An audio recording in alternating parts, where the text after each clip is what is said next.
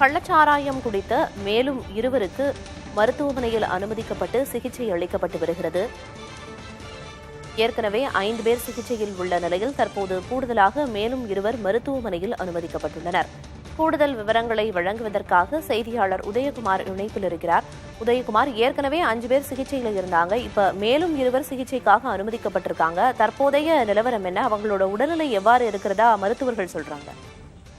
பிரியதர்ஷினி, நேற்று மேல்முருத்து அருகே மழுங்கரண பகுதியில் தேவன் என்பவருக்கு சொந்தமான விளைநிலத்தில் பணிபுரியும் கூலியாட்களுக்கு மாலை நேரங்களில் சாராயம் காட்சி கொடுத்து வந்து தெரிய வந்தது. இதனையடுத்து ரகசிய தகவலின் பேரில் மதுராந்தகம் மதுக்குள்ள போலீசார் அங்கு சென்று ஆய்வு செய்ததில் அவர் சாராயம் காய்ச்சுவதற்கு மூலப்பொருள் பதுக்கி வைத்திருந்த 200 லிட்டர் ஊரலை எடுத்து மேலும் சாராயம் காய்ச்சி வைக்கப்பட்டிருந்த 10 லிட்டர் பறிமுதல் செய்து அவரை கைது செய்து சிறையில் அடைத்தனர்.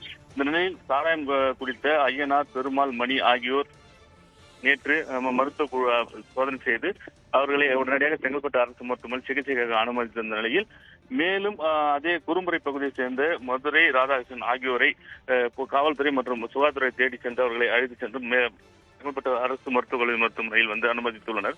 இவர்கள் நலமுடன் இருப்பதாக மருத்துவத்துறை தகவல் தெரிவிக்கின்றனர். நிச்சயமா, ஏற்கனவே 5 பேர் சிகிச்சையில இருக்கிற நிலையில இப்ப மேலும் 2 சிகிச்சைக்காக அனுமதிக்கப்பட்டிருக்காங்க. கள்ளச்சாராயத்தை தடுப்பதற்காக தமிழக அரசு தொடர்ந்து பல்வேறு நடவடிக்கைகளை எடுத்துட்டு வரும்போது செங்கல்பட்டு மாவட்டத்தில் கள்ளச்சாராய விற்பனையை தடுக்க காவல்துறையினர் என்னென்ன நடவடிக்கைகள் எல்லாம் இதுவரைக்கும் மேற்கொண்டிருக்காங்கன்னு குறிப்பிட முடியுமா உதயகுமார்? அதாவது காவல்துறை அனைவருக்கும் மாவட்ட காவல்துறை கண்காணிப்பில் சாய்ப்பிரணித்த உத்தரவின் பேரில் ஏற்கனவே எந்தெந்த பகுதியில் சாராயம் காய்ச்சப்பட்டது, யார் குற்றவாளிகள் அவர்களை கண்காணித்து வருகின்றனர்.